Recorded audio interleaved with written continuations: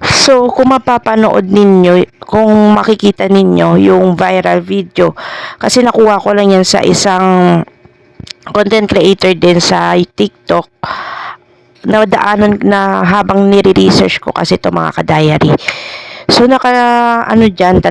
tumatawa pa sila, kung napapanood din, kung nakikita ninyo sa video, patawa-tawa pa sila, parang wala lang nangyari.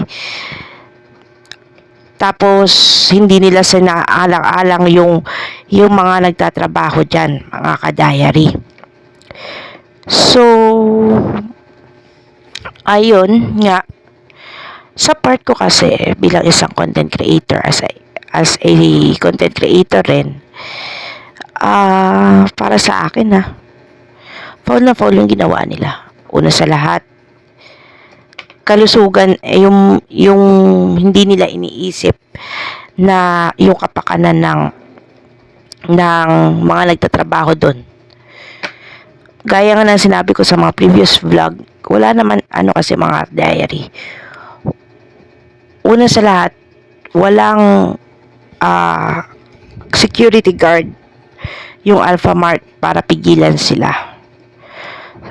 Dalawa lang sila, cashier and crew lang ang meron doon, kahit sa 7-Eleven. Pero mga ka-diary, okay lang gumawa tayo ng mga content Content na makaka-educate ng tao, content na makakabigay ng awareness sa ibang tao, content na makakapagpasaya sa mga nanonood, hindi content na pwedeng ikapahamak ng kapwa natin, mga ka-diary.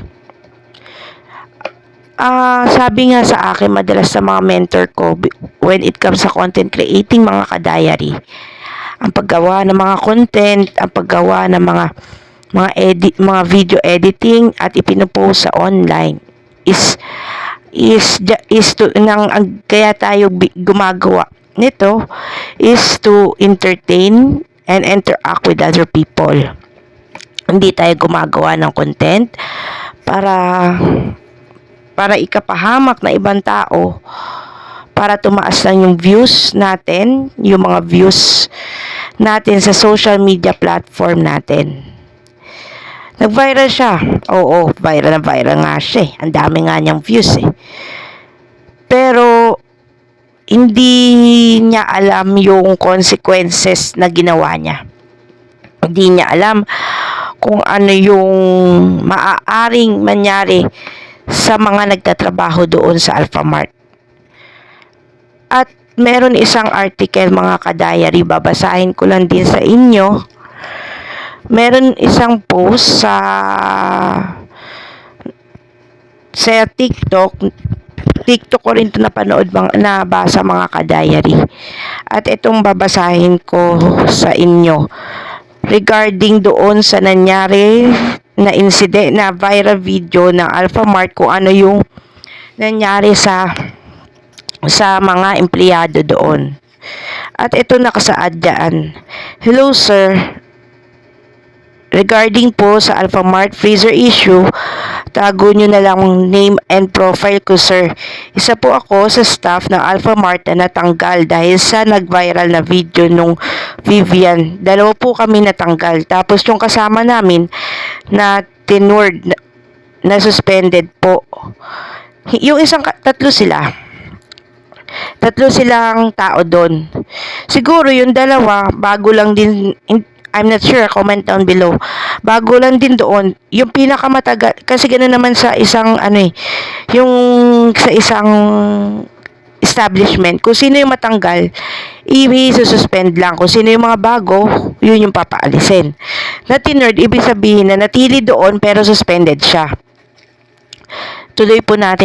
Ituloy natin. Grabe po talaga yung mga bakla na kasama ng Vivian na pumasok sa freezer. Di namin masita kasi ang dami nilang Becky. Baka kami naman ang awayin or kuhanan ng video. Dalawa lang po kami noon sa loob ng store. Tapos sa 10 na bakla ang kasama ng Vivian. Kaya wala kami nagawa sa sana talaga managot yung Vivian na yan at yung mga kasama niyang bakla kasi ang hirap po humanap ng trabaho. Tama naman sila eh. Tama yung crew ng Alphamart. Sobrang hirap po talaga. Sobrang hirap po talaga maghanap ng trabaho ngayon sa panahon ngayon. Ako nga, waiting pa rin ako dun sa isang in-applyan ko eh. Hanggang ngayon, di pa tumatawag. Pero kumpleto na ako sa mga requirements. Kahit saan ka pumunta, madidecline ka. Madidecline yung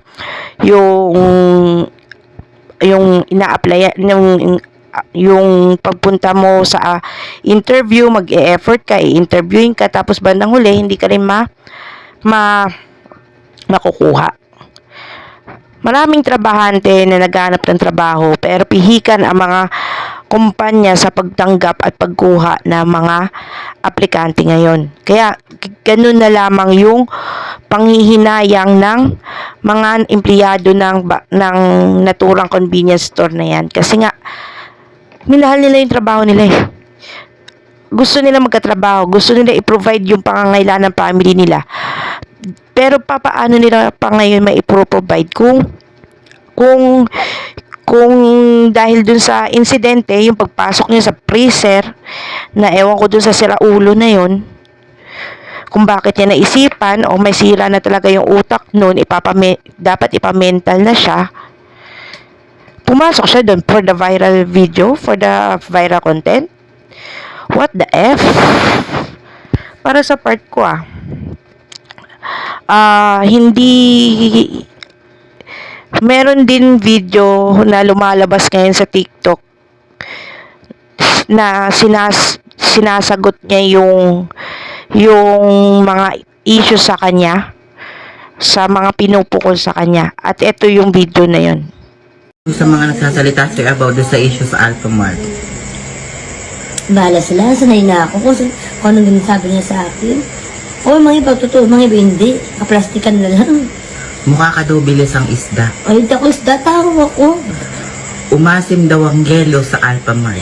Bata asim, bagong ligo ako nun. Kahit daw naka-plastic ang yelo, dirty na daw kasi dirty ka daw. Ay, hindi dirty yung naka-plastic nga, di ba? Pag nakabukas yun, madumi na. Kung alam lang namin, binili na namin yun. Sinikat pa namin, di ba? Maka-stress. Di na natin yung stress kanina pa. Anong masasabi mo sa may-ari ng Alphamart? Ayun, pasensya ako, nagawa ko yun. Try again, sir. Try again ulit. Nakakaasar lang ang mga comment niya doon sa nangyari sa mga issue, sa mga pinaggagawa niya. Imbis na sincere siya mag-apology, sincere siya humingi ng tawad, mas inano niya pa, in-emphasize niya doon sa video na madumi na raw yung yellow, which is tama naman. Ang inaano niya doon, naka-plastic naman daw yung yellow, yung ice bag, at saka bagong ligo naman siya. Kahit bagong ligo tayo, or kasi hindi rin naman maiiwasan na dahil sa lamig ng freezer, nagkakaroon ng butas yan. Kahit bagong ligo tayo, or contaminated pa rin yan ng human sweat, or kahit basa yung katawan natin, tapos hindi tayo nakapagpatuyo, pero yung pores ng katawan natin, pag pumasok tayo dun sa naturang freezer, nandun yun eh, makukontaminate ang yelo. Ikalawa, sabi doon niya, hindi naman daw bukas yung yelo, bakit makukontaminate o madudumihan, malinis naman daw siya. Kahit hindi nakabukas yun, contaminated pa rin yun. Kung alam niya lang daw, dapat binili niya na. In the first place, bago niya naisip yun, binili niya muna lahat ng yelo, tsaka siya pumasok dun sa lecheng freezer na yan. Putang, napapamura ako sa kanya. Hindi siya nag-iisip na na kung ano yung mga cause and effect ng ginawa niya. Yung domino effect ng mga pinagagawa niya para lang sa content. Siya pa ngayon nai-stress po, buisit ka. Ikaw pa ngayon nai-stress, ikaw pa may ganang may stress. Papaano yung mga taong nagtatrabaho na marangal, nagtatrabaho na maayos doon sa Alphamart, bigla na si Sante dahil sa'yo. Dahil ayaw ninyo magpaawat para lang sa content. Tapos imbis na mag-sorry ka sa mga naagrabyado mong tao, yung sorry mo para ka nakakaloko, para ka nakakagago. Na kung saan yung sorry mo hindi sincere, yung sorry mo yung sorry mo ay parang nakaka buwisit, tumatawa ka pa habang nagkukwento ka pa. Yun nga mga ka-diary. Yun yung sinasabi ko na as of this filming of this video, nagre-research pa rin nang meron akong nakita din, ganito rin yung pinost ni Sir Claro III. Sa kanya ko nakuha yung content na to sa YouTube niya. Meron announcement yung Alphamart. This is to address a video and photos circulating on social media that depict the unauthorized and harmful use of our store equipment. Alphamart takes this very seriously, and we have already launched a thorough investigation into the matter. Please understand that we are compelled to pursue legal action against those responsible for the improper use of our store equipment. This also extends to any other individuals who may imitate or adopt similar behavior, as it is crucial for us to protect our company's brand and reputation. We also wish to assure the public that upon discovering the incident, we took swift action.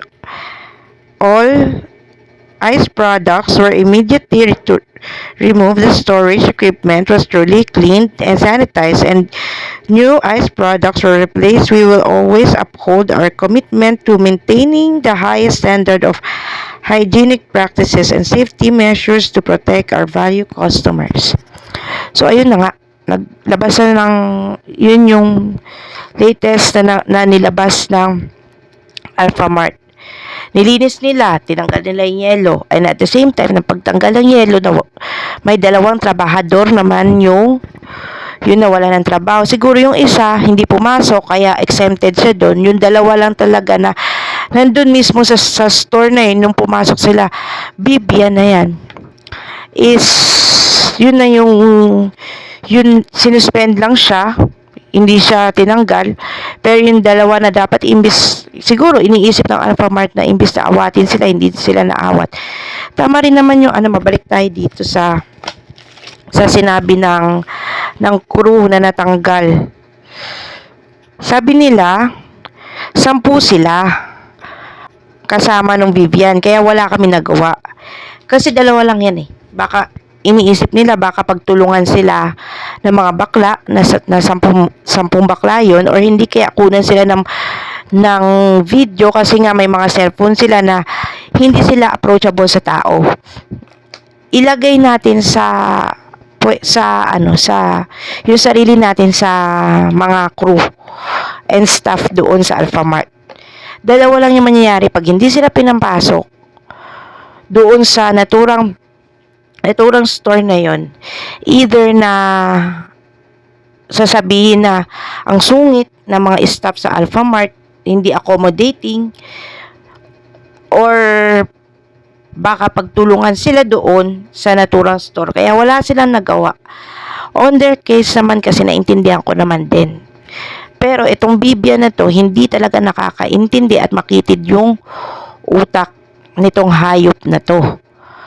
Tapos, meron ako nabasa na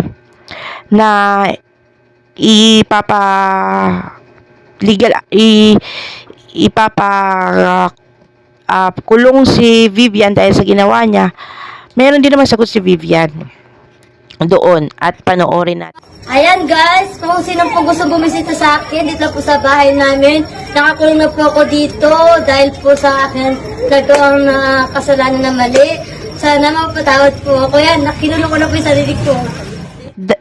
Nung lumabas yung announcement ng Alphamart kay Vivian, gumawa pa rin siya ng kalokohan. Ikinulong niya yung sarili niya doon sa kakulungan ng aso. Kung sa bagay, mukha naman talaga siyang aso. Dahil yung ginawa niya, hindi makatao. Yung ginawa niya, mukhang asal, hayop ang ginawa niya, mga ka-diary. So, ayun na nga.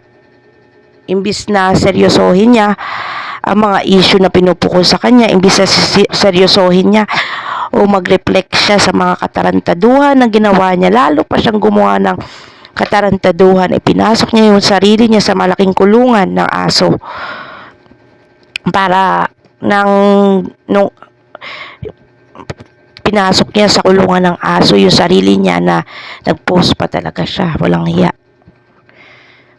Ito lang masasabi ko, tapusin natin to sa isang matinong pag-uusap.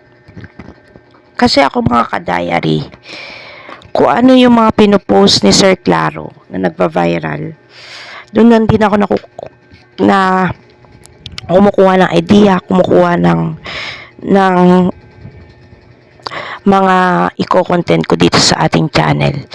Sa part ko kasi, mga ka-diary, naaawa lang din ako sa mga empleyado na nasisante, na naghahanap buhay na maayos, na wala silang, ang gusto lang nila na may mapakain sila sa pamilya nila, kung may maipadala sila sa mga probinsya nila, kung breadwinner sila, may maiambag man lamang sila sa gastusin ng pamilya nila.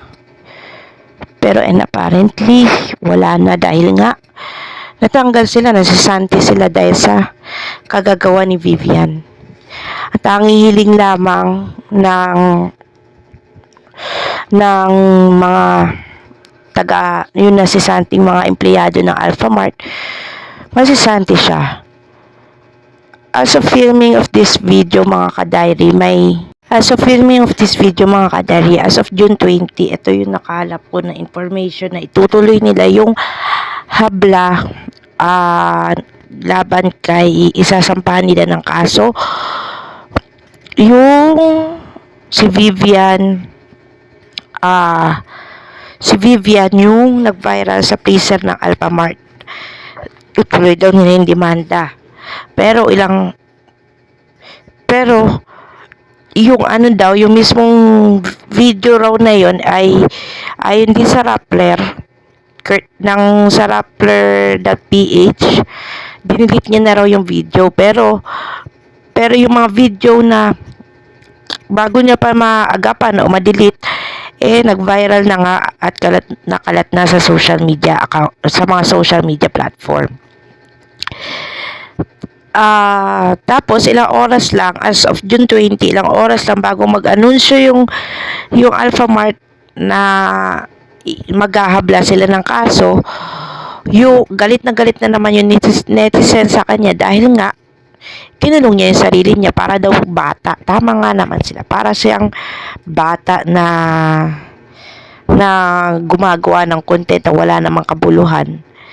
So, ayun lang, yung inilabas ko lang yung sama ng loob ko nung kay Vivian, kasi naawalan din ako sa mga natanggal sa dalawang empleyado sa Alphamart.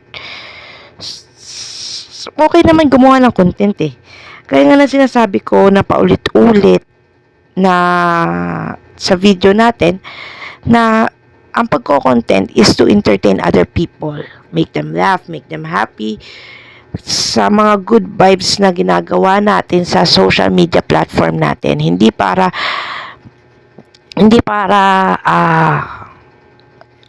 ipahamak ang ibang tao dahil sa mga content na wala namang kabuluhan. Yun lang, sana Sana ma-realize ito ni Vivian, yung mga pinaggagawa niya. Kung nagusto, hanggang dito na muna ang aking channel mga ka-diary. Please don't forget to like, share, and subscribe mga ka-diary sa ating channel.